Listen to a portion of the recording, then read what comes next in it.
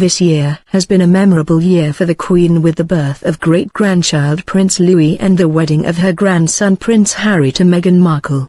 The 92-year-old monarch shows no sign of slowing down, attending state openings and charity visits.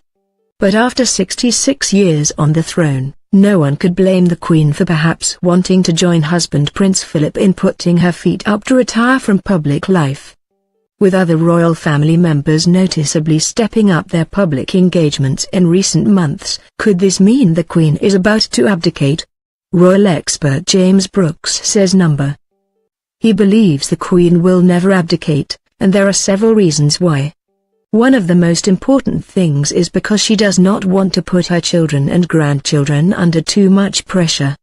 UK. The Queen would not want to put undue strain and pressure on her children when she can still carry out much of her role, Mr. Brooks told Express. It's just the more logistically challenging things she is having to pass down, and fair enough.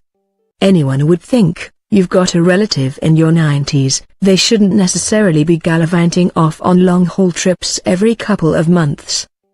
But she's found a good balance of being able to pass on the things she needs to do to prepare her own family for when she's not here, while still doing plenty behind the scenes.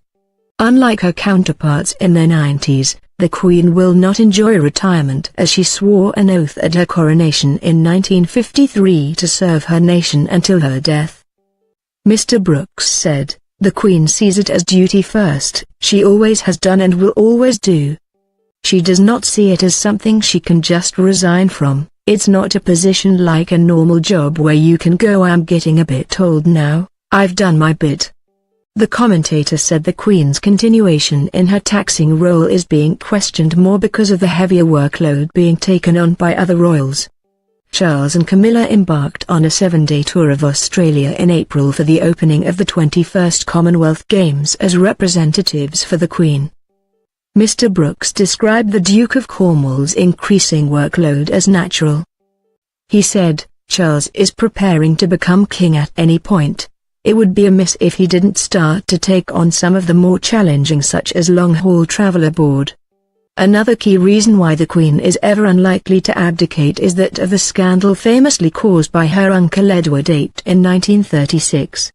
The then king gave up his crown in order to marry American divorcee Wallis Simpson.